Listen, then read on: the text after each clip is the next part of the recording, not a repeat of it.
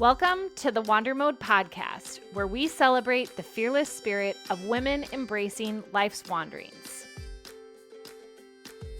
Where every story is a spark of inspiration and reminds us that sometimes the most beautiful moments happen when we simply embrace wherever the journey may lead.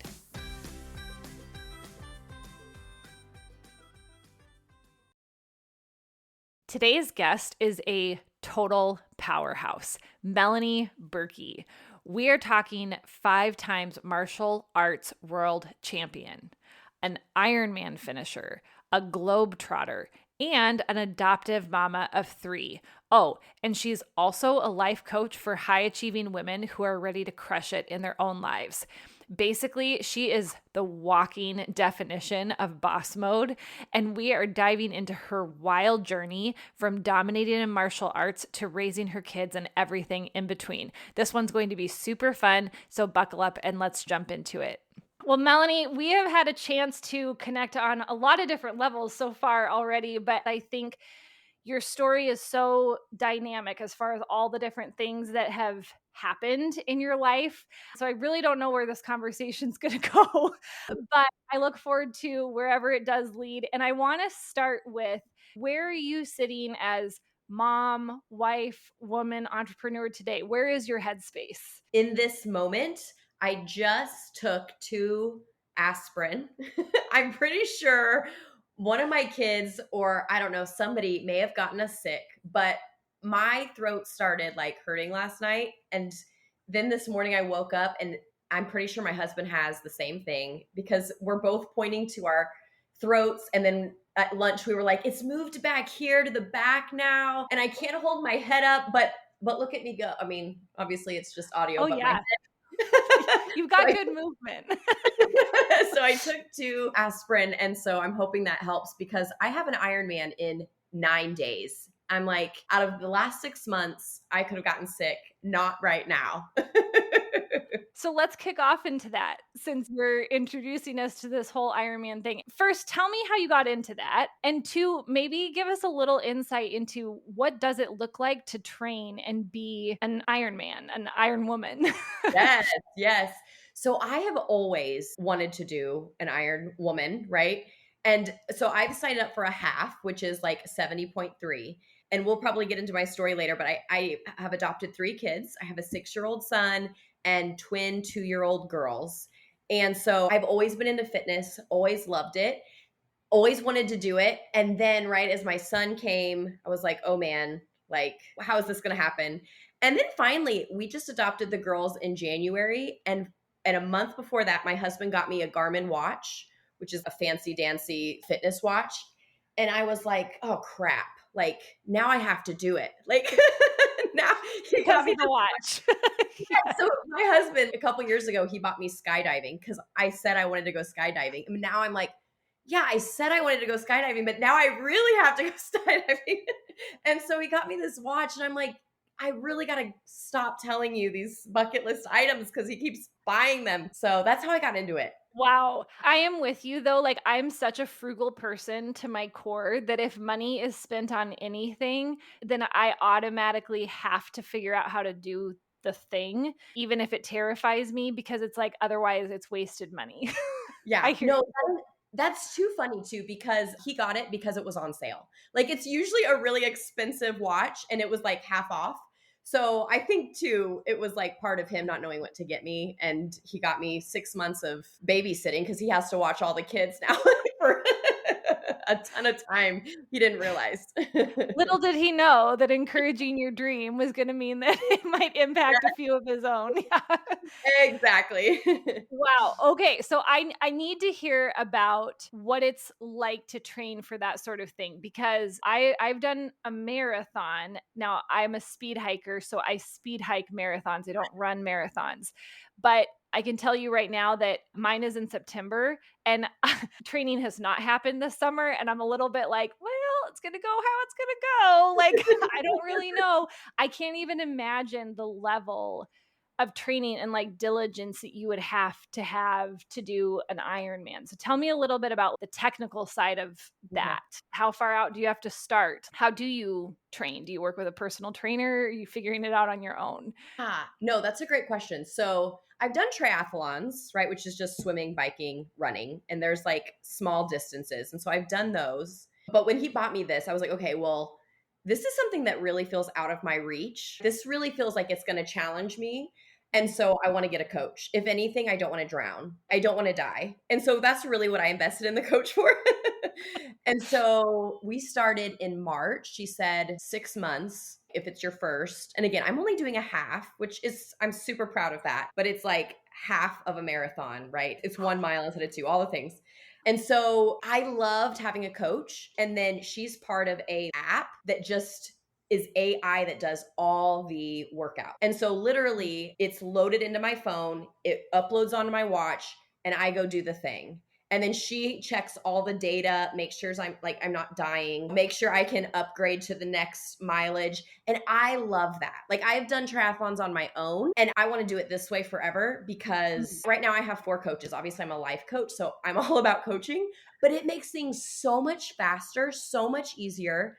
I have brain space, right? Because I'm just like, okay, I may not want to do this swim, but I don't want to have to think about prepping for it. So that's what the last 6 months has been. And then we just started tapering Monday, 2 days ago. And I already feel like an amazing human because I'm like, wow, I got a good night's sleep. I only have to run an hour. Like, this is crazy. And so, yeah, I don't know. Maybe part 2 can be in 2 weeks when I actually survive the thing.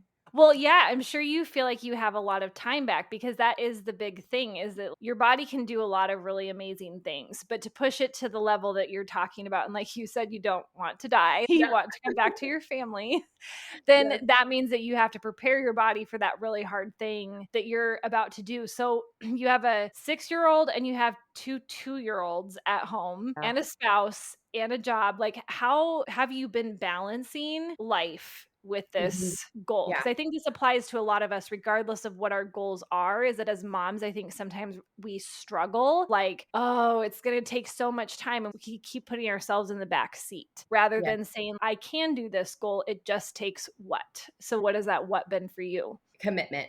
For Okay. me, and I have learned so many times through this season, right? These last 6 months of just training. If you would have told me when I first signed up for the darn thing that I would have had to get up at 5 a.m. and go swim in a lake with waves when there's no sun, like, no, the answer would have been no. Right? Like, I can see the life lesson and everything because it's kind of what my job is, but it's marriage, it's everything. It's like, okay, I know part of this is going to suck. I know there's going to be seasons of this that's going to suck. But for me, making the decision is like making the commitment, making my mind up. So for me, I had to purchase the race. I got the watch on Christmas. By New Year's, I had the race. And then it's just like, okay, then you just walk out the plan.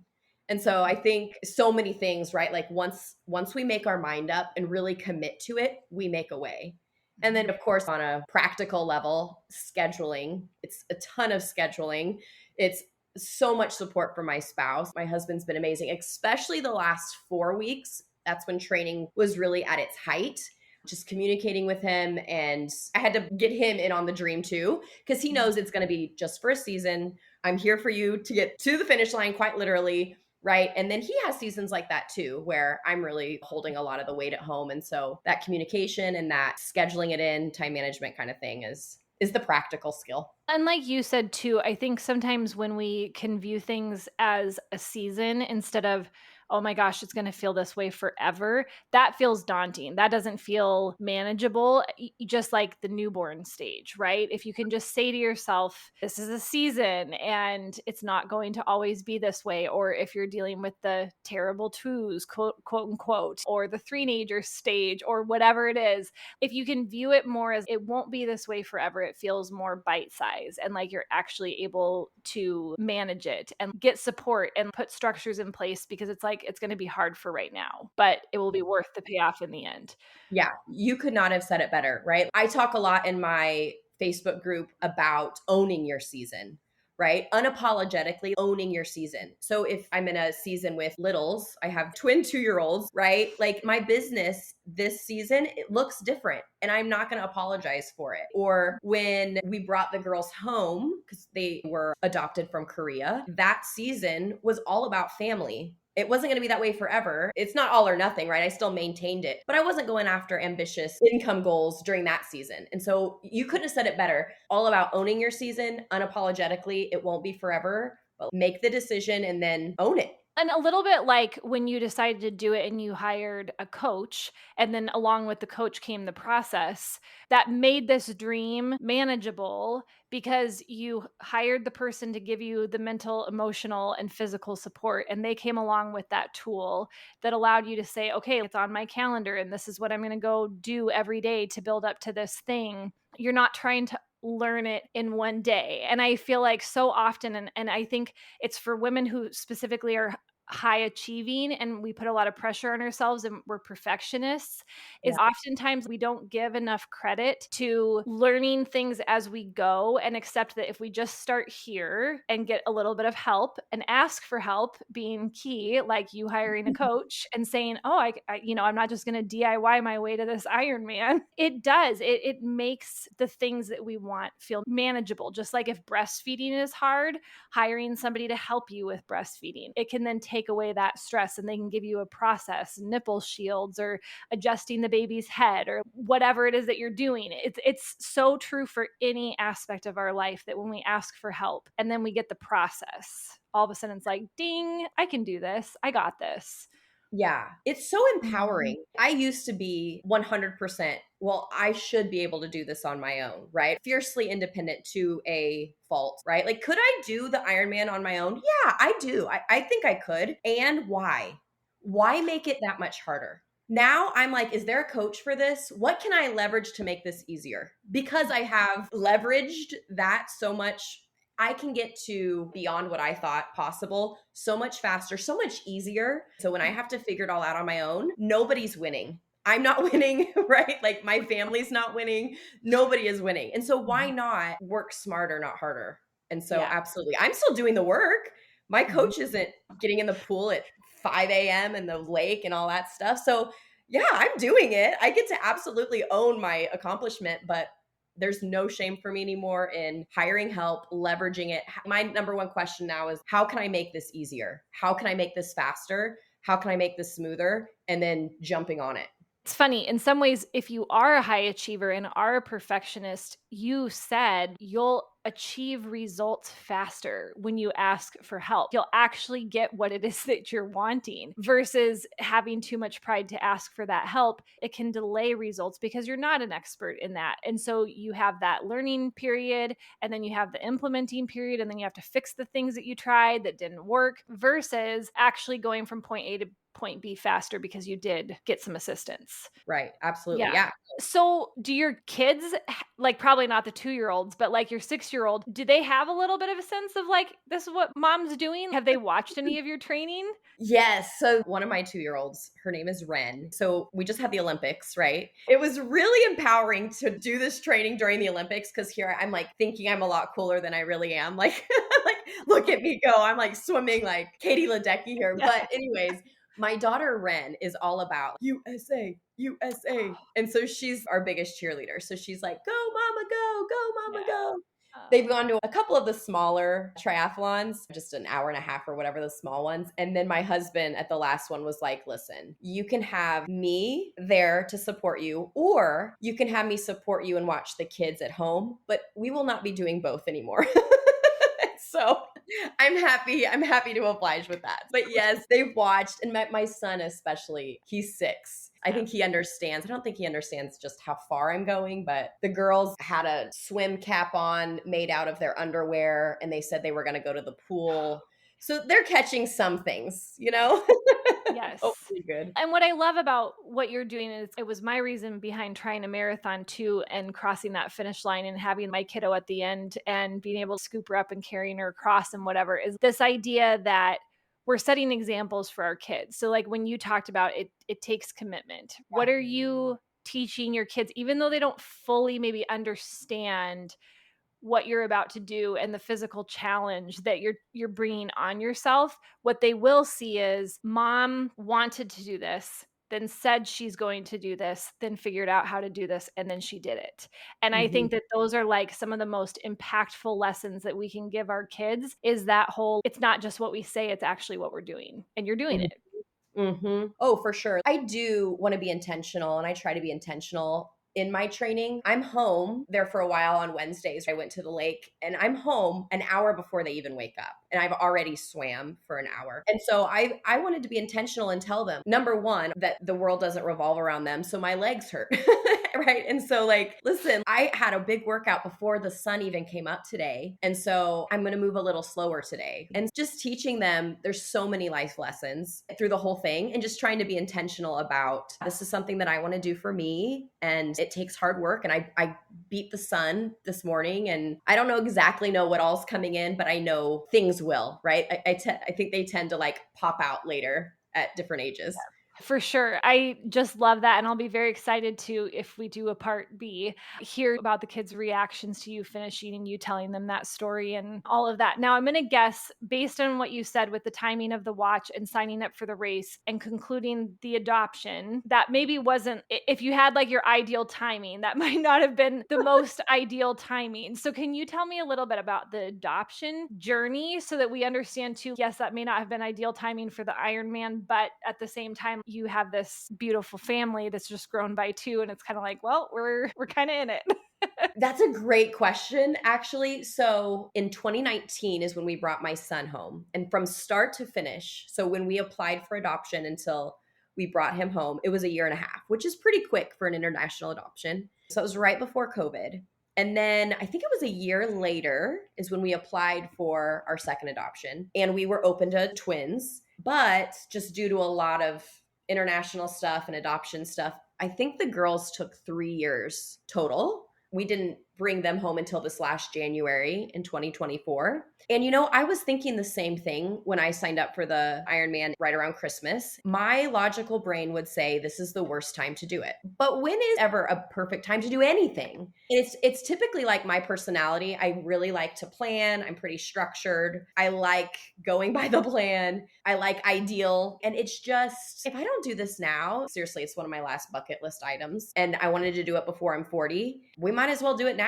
Like, Yeah. so you just make it happen, whenever you can. Once I make up my mind, I just make it happen. So no, was it ideal? Absolutely not. But Yeah. what would have been? If it wouldn't have been this struggle, it would have been a different one.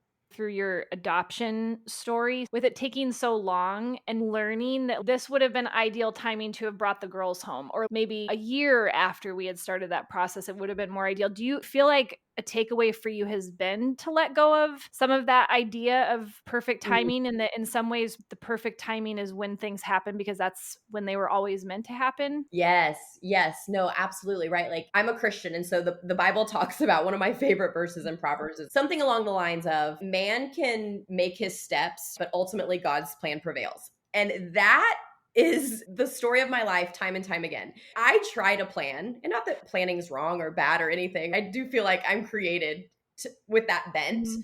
And so Mhm. it's a strength of mine. But like to an extent, like we Yep. can only get so rigid before it's no, this was actually exactly perfect. My plan Yep. was not perfect. Like Yep. this was perfect. I mean, just the fact that we have twins and our girls are going to be one of the last because they just closed Korea's doors right now for international adoption. And so just the fact that we have girls, my husband's a math brain and it's less than 0.07% chance of that happening. And I'm just like, this was Yeah. exactly, these were my kids. They were exactly when they were supposed to come. So, yeah, I think there's just some freedom in letting go of my timeline, my expectation, and kind of accepting what is. Yeah, and I think you're absolutely right. Like, I think that our personalities, who we were meant to be, can naturally lend to being more of a planner or being more go with the flow, or whatever aspect of your personality there is. But at the same time, when you do really sit back and evaluate your life, to your point, you can sit here and try to control as much as you want.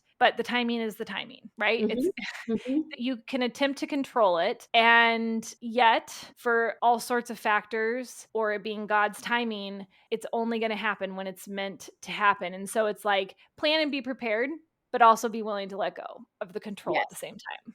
Right. Yes. Right. There's Yeah. like you can be in resistance around it and walk around, Yeah. but I mean, been there, done that. That's no fun for me, right?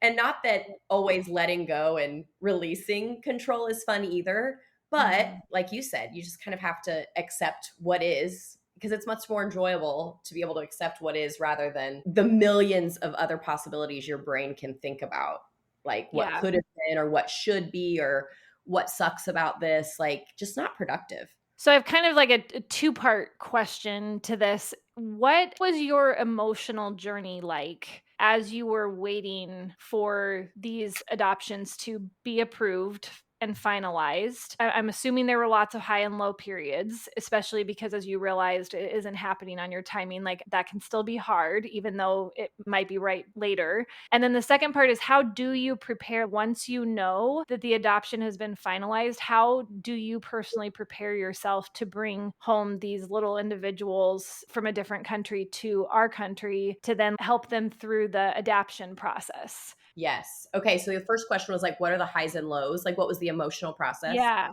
The waiting was, I think, actually harder with my son, only because we didn't know what to expect. We weren't parents at that point. You just don't know what you don't know, kind of thing. And then I do think, even though our twins took longer, we were preoccupied, for lack of a better word, with my son. And I really wanted to be intentional about soaking up all the moments with him and a family of three before expanding. I mean, I thought it was going to be a boy. I thought it was going to be 2 years apart. And we got twin girls, you know? And well, that's a whole nother thing. The difference between our girls and our boys, very different. But, you know, I remember talking to my husband, I guess it would have been 2 years ago. And we were like, listen, like, do we want to pull out of this adoption? It's been 2 years, I think, at that point. Do we want to pull out of this? Like, we really felt like guided by God. Did we hear this wrong? Like, did we miss something? Is this a sign, right, that we need to pull out? And that Monday, the following Monday is when we got the call. And not just that, but it was like, we have a child for you, but we have twins for you. And we were like way back in line. And because on our application, we said we were open to twins, which is, I always wanted twins, it put us first in line. Yeah. And right now, there's a ton of people that they have been waiting and the doors just got closed. And so it was just this knowing of just, this is 100% our kids. Is this going to be hard? Oh, this will be very hard. Like, we know that we don't even know how hard this is going to be. And just going into the hard, I guess, just knowing that these are our kids, this is how it was supposed to happen, it just makes the hard easier. And Mhm. so the last 6 months, I mean, I've never doubted it. And it's been tough, but it's just that confidence knowing that, no, this is how it's supposed to work.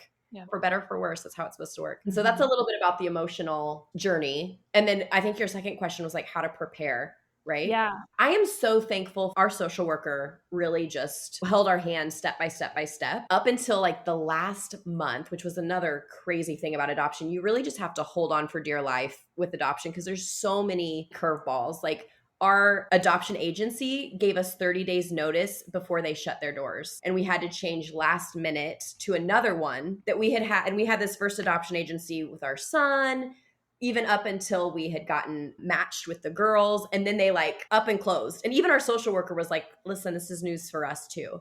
So if like anyone ever wanting to do adoption, I just say like, buckle up.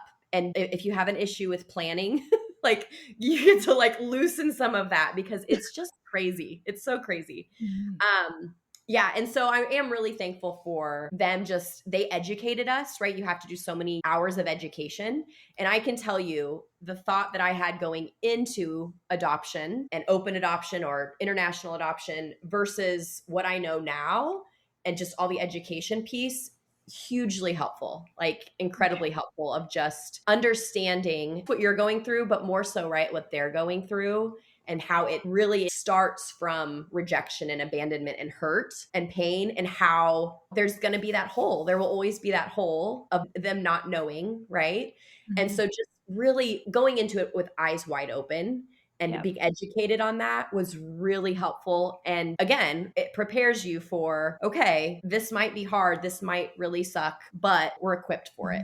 Wow, what a powerful perspective, because I would imagine on your side, you're completing your family. Like you're bringing these little beings into being part of your family. So for you, it is more of this love and acceptance and warmth. But that's such an interesting way to think of it, that like the opposite of that, especially for kids, is the abandonment and potential neglect and emptiness that they might feel, even though they're being chosen, so to Yeah, speak, to go into a new family. That like you have to start there. Like you have to start at the beginning for them, not necessarily this part of their journey where they're now able to be part of a family. right. Yeah. And Mm. that's one of the things that's changed over the years of adoption, of like being open from the get go, and not just with your story and not even from your perspective, but from their beginning of their story and telling them, obviously age appropriate, but from the very beginning, and not just how it made you feel, but how it might make them feel in the future. All of our kids have, well, I do need to finish the girls' book, but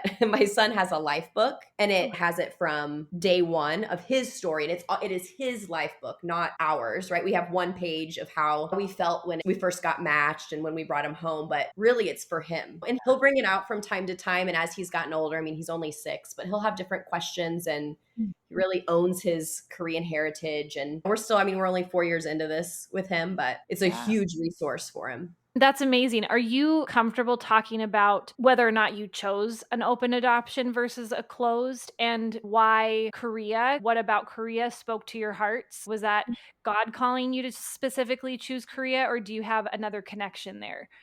Sure. No, that's a really great question. And honestly, this is just 100% our selfish desires. The way domestic in the US is set up right now, the experiences that we've come across, it's either right foster care, and that didn't seem to be a good fit for us. That I have so much respect for anyone that chooses to be foster parents. We didn't think we could do that, and that wasn't the right route for us. Or newborns, and that's more of like the birth mother choose the parents. And with that, like I have had personal experiences of people that they've been chosen, the parents have been chosen, they go to the hospital, and then the birth mom changes her mind. Like I'm talking like 6, 9, 12 times. And again, that this is not everyone's story, but for us it was like multiple stories, and we were like, I can't do it.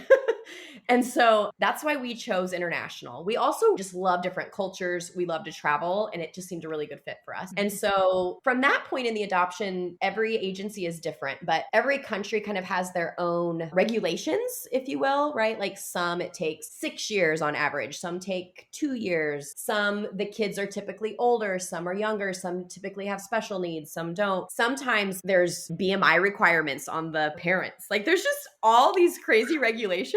And so honestly, Korea kind of chose us. It just matched Yeah. best with little younger child. They do a foster care system versus an orphanage. And we didn't want to choose Korea because we're in martial arts, and we were like, oh my gosh, that's so cliche. Like, but Korea kind of chose us, and it really worked out because Taekwondo is such a part of our world, and it's always been being in martial arts. My son, it just naturally really works well with him, and he really loves that part about his culture. That is so cool. I love that it ironically ended up having such a connection to something that was totally unrelated in Right. in your life. And like I think sometimes we have blinders on in life. We don't really want to look at opportunities that can come to Yeah. be, because I think sometimes that's scary to acknowledge that these big things can kind of enter our lives, and maybe we don't feel perfectly equipped to deal with them. But at the same time, so interesting how our journeys can go along in these little decisions, and then they end up tying to these other very big decisions that end up being the perfect fit, you know? Yes. Yeah. Yeah, right. And I don't believe in coincidence. So it's No. almost just like laughable. It's like, of course, like, Yeah. of course Korea chose us. Of course we have, like, it just makes sense now. But of course, hindsight's 2020. Yes, yes. So I have to jump into the Taekwondo a little bit, because I know that that's been a very big part of your life. And interestingly, as soon as my daughter learns to swim, because we live in Minnesota, lots of lakes around, but as soon as she knows how to swim on her own confidently, I want to put her into Taekwondo. So tell me a little bit about that part of your journey and your life. Why Yeah. Taekwondo? Why do you love it? Okay, that's so good. So I don't know anything other than Taekwondo. Like literally, my mom and dad, that's how they met. And actually, my grandpa started Taekwondo. So he had a Taekwondo school. And then my mom took it over. And then my dad met my mom. They started running a Taekwondo school. And so I was quite literally like, my mom won world champion in Taekwondo the year before I was born. So, like, in the womb, I only know life of Taekwondo. It's genetic at this point. Yeah, quite. Yeah. And so my parents, they ran a martial arts school, and it's a second shift thing, after school classes. And so I was always there. And so I started Taekwondo as soon as I could. I think it was like 3 or 4. I got my black belt at 6. And then like my next degree at 10. I think I started assisting at 12, started really taking a part in the business side around 16. And then actually we had employees there, and they chose to start a school in competition behind my family's back. And I had been kind of taking a break, and that woke something up in me. And I like jumped back in, and we ran them out of business. And that's how I met my husband, was Taekwondo. I was managing my parents' school down there, and then he was a guest instructor. And that's how we met. And then I moved to Indiana with my husband, and we run martial arts schools. We have 3 here. And so, I mean, Taekwondo is really just a part of everything I know. I sometimes take for granted the life skills that I grew up in that are given, like respect, discipline, focus, some things that are no brainers to me. And I'm like, oh yeah, that's because I grew up in Taekwondo. A lot of people would say sports or activities or things that kids are involved in, there's life skills that can come from that. But what would be your perspective on why Taekwondo specifically translates into learning some of those skills like respect and discipline and self-control and those types of things? Yeah. I mean, being in martial arts, and then also I did basketball and other team sports. Like, I understand the argument, and yes, you absolutely learn life skills in group sports, but it's different. And that's a great question actually. My parents' philosophy is like they use punching and kicking as an external tool to teach focus, discipline, respect, all those things. And I think it's because it's every individual journey. It's one of the things I love about martial arts is that you could quite literally have a 6-year-old and a 86-year-old learning the same curriculum, but it mean a completely different internal journey for them. And it's endless. The amount of learning opportunities and lessons for all ages and using the same tool, right? It's crazy. And so it really is, I think it's that internal journey and just the way that it's set up. Like the respect of it is just a given. I mean, the discipline of all the steps and coming continually, I guess that's similar to like a practice or something, but you really have to tap into it personally. And I don't know. That's a great question. Now I'm going to be chewing on that. We're definitely going to have to do a part 2 because I'm going to be like, I don't know why that is. Yeah.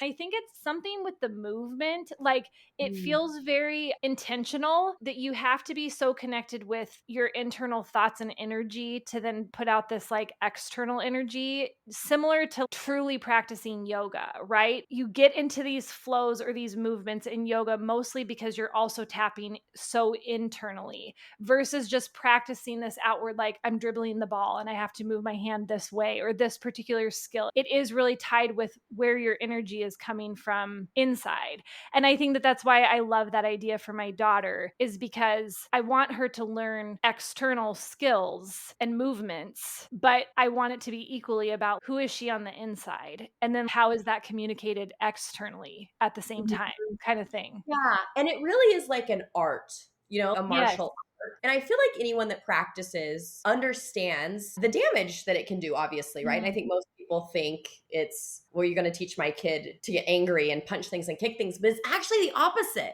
We have more self-control in that. I see tantrums in baseball and soccer and all of those things. Like, it's just not acceptable. And of course, every martial arts school is different, but I think you're right. I think like any practitioner understands it's like to honor the moves, and that the only way of doing that is to really work on the internal person. Now, you obviously own studios, but do you practice alongside your son? Because I've been kind of curious about it for myself. Would it be recommended to practice it alongside Oh yeah. your kid, or like how does that work? Every martial arts school is different, but for us, we have classes just for families. And like I said, Ah, it is such a fun way to bond, and it's like an individual and team sport all at the same time. Like you could be right next to your son and bond with him, but mhm, also gain a ton of internal benefits, and he'd gain different internal yeah, benefits. yeah. And so I don't take class with my son only because my husband and I, we just got our 7th degree black belts last year. And so we became senior masters this year and we own the schools. Actually, my son was like, okay, dad, I want to be a martial arts. I want to own martial arts. And my husband was like, okay, you want to be a martial arts instructor? And he's like, my son was like, yeah, just like Mr. Sipe. We were like, are you kidding me? We own the schools. Yeah, but like we're not in much of the teaching of it anymore. We're more in the owners and the managers of it. And so, yeah, we were like, okay, yeah, just like Mr. Sipe. That is so funny. I swear sometimes though, kids, like, they have blinders to how cool their parents are. You know what I mean? They can always see the cool factor in other adults, but sometimes it's like, that's just my mom and dad. Like, Yeah, you know? yeah, totally. Like we went to world championships this last month in July, and my son's grandma, he calls her a red master because she's in martial arts, right? So she's Ah, like an eighth sure. degree black belt. He has two quote unquote blue masters, his parents, right? His cousins are in Taekwondo. But no, what are we? Those are just the pajamas. Like he just wears them like pajamas. Like, That is awesome. I love yeah. that. All right, so then curiosity question as a business owner. Okay, you're managing Taekwondo locations. In addition to you being a coach, you have a Facebook community, you have kids, you have a spouse, you have friends, you have family. Like, how are you doing that? That's a phenomenal question. So, I will say, when we adopted my son, I stepped away from the daily operations. My husband Okay. and I were running those together, and I stepped away. And so now that's basically my husband's baby. And so that's when I became a coach.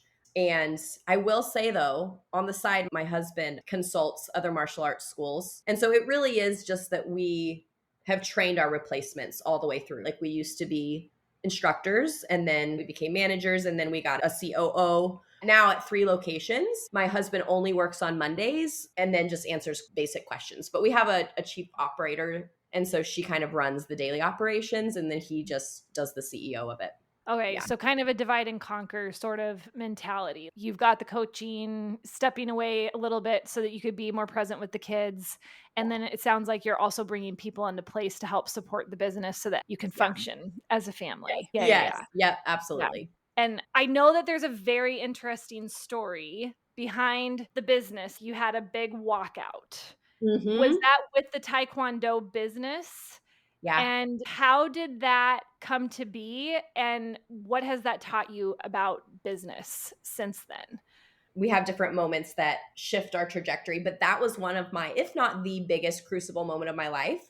I Mm, was the CEO at the time, and I was typical high achieving, running around like a chicken with your head cut off, slave driver. I was doing it to myself. I'm high pressure, high standards, constant moving finish line, never enough kind of thing, right? And I was so used to it with me that I didn't even realize that's the culture I was creating. In my head, I had twisted it to be it can get better, right? Like we're doing it for the customers. And yes, part of that was true, but I mean, it was extreme. Like I hadn't done my internal work. And so, yeah, just within 2 months, 8 of our team members walked out. Like all the full timers walked out. At that time, we had 2 locations. And so at that point, we decided my husband would take one, I would take one. I mean, we had 500 plus students and families and running businesses, running classes. That was the hardest part for me, was running evening classes from like 4 to 9 and then doing that again.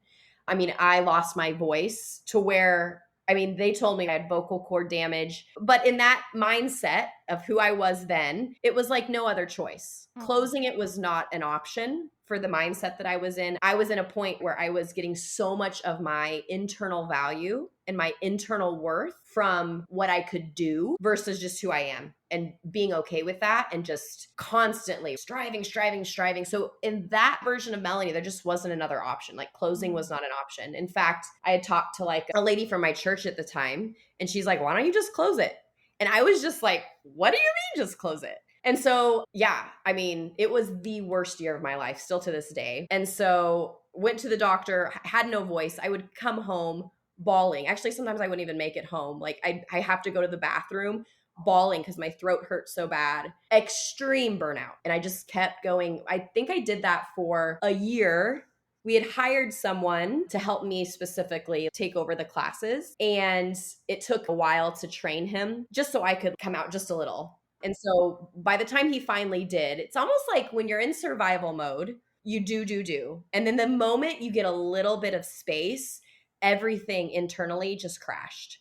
Like I went into depression. I don't know which was worse, the year of burnout or the year of internally realizing what just happened to me, processing it, saw a therapist, of course. I went to the therapist with my husband. I don't know if many women do, but many women that I talk to go to therapy and they think it's for their husband. Like, okay, I want you to fix him.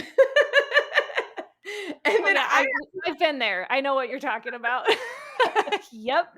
Yeah. And so he was like done in like a couple sessions, and I'm still there 2 years later. I'm like, wait a minute. But honestly, just depression and just the work that I did in those 2 years. And then that's actually what got me into coaching after that therapy work of just being okay with me, stopping all the doing and just being.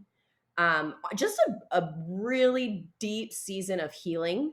Like externally, it looked like depression, but internally, it was just a much needed. I literally could not do anything. And so, just really for me, it was like God doing heart surgery. There's nothing I could have done to earn being loved, earn value. And God just had to like do that. I had to come to the end of myself to be able to just, okay, there's grace. I am enough. I'm loved. Even if I don't do another thing with the rest of my life, and just really internalize that. And so then kind of coming out of that, I learned about coaching. I got a coach and went through some coaching programs. Now that crucible moment and all the things that I learned of that is exactly the crux of what my coaching program, I help high achieving women really kind of do that same shift. And now it's like, listen, I'm all about goal setting, but you got to know your why. It's not about proving yourself or earning anything, or it's because it's fun. It's because it's a bigger expression of you. Yeah, you don't have to do any of this, but if God made you that way and you want to, then let's go. Let's do it. And so, Yes. yeah, that is that story in a nutshell. Yeah. One of Brene Brown's big thing is the story that we tell ourselves. Yeah. And when you were talking about how you were so lost in who you were and the drive and the different things, it's so easy to tell yourself everyone else is being lazy, or everybody else just wants to stay complacent. And I'm trying so hard. But shifting the story that you're telling yourself is really impossible, I think, without having that break, without having that moment where you're completely humbled down to nothing. And you're like, okay, now I have to figure out what story I am going to tell myself and how life is going to look different, because I know that I can't do this other thing anymore. But those stories can be so powerful. Our brain just like hooks onto it, and it's so hard to see Yeah. anything different. Oh, yeah. Like from a coaching standpoint, I had a ton of evidence, right? From my past. Like when our brains hold on to a story, it will find evidence and to prove that story right, and more evidence and more evidence, and it just spirals. We think that that's reality and that is truth, but yet the results that we're getting is exhaustion, burnout, just yeah. And so being able to just loosen the grip, I mean, this does not happen overnight to be able to switch that. Right. Holy moly. Like, okay, we haven't even touched the coaching or like the women that you're helping, or let me see, 3 other things that are on my list to talk about with you today. But I think this is a good moment to pause. We're going to for sure email each other and schedule a part B to talk Okay. about that part. But if someone is out there listening and they're like, wow, I am really resonating with Melanie's story, and she is speaking right to me. What she dealt with, I am dealing with, and I need help in that. Where's the best place to find you, and what process do you have for people who want to work with you? Absolutely. So my main hub is on Facebook. So you can friend me on Facebook, Melanie Birky. And then on my profile, you'll find my Facebook group, and it's a closed group. It's called Faith, Freedom, and Fulfillment, a personal growth community for women leaders. And join that group, right? Send me a message. I can tell you about the program. It's been open for over a year now, and I go live at least weekly. And so there are a ton of live videos, resources on this type of stuff. Like I love Brene Brown, like you said, your friend is. And so it's kind of like, if you love this topic, there's tons of stuff on that. Right now, we are getting ready. I just did a 30-day challenge in my group. We're on day 28 because it was this whole month. We started on the 1st, we end on the 30th. A 30-day challenge of changing the relationship with yourself. And so a little bit about what we talked about with those stories and giving yourself grace so that you can run after your goals, right? Without compromising your relationships and all those meaningful things. So Facebook group, come find me. I'd love to chat. Absolutely. It's my jam. It's been a real pleasure to talk with you today. Thanks so much again. And I'll put out on social media when part 2 is going to be so that we can hear even more. Perfect. Thank you so much. Yes, thanks. Thanks for wandering with me today. If you were inspired by this episode and think it would ignite a spark in a friend, don't hesitate to share. And if you're craving more from the Wander Mode community, hop on over to Instagram at WanderModeCo. Meet you in the next episode, and until then, wander on.